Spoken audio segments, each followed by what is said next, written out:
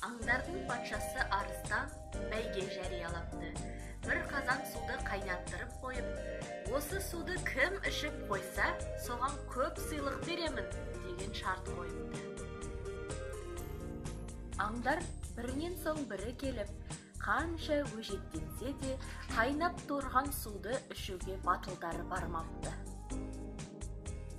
Ең соңында қоян келіп, қып-қызыл шоқта тұрған қазанды көтеріп алады да, ыстықтай суды ішуді өте жақсы көремін, деп жан-жағына қарайды.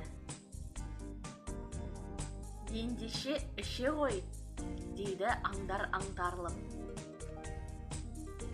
Қоян ұзыннан ұзақ қас-қатар тізіліп тұрған аңдарды жағалай жүріп, «Мінекей достарым, мынау ыстық су, көздеріңмен көріңдер», деп бас-басына көрсетіп шығады.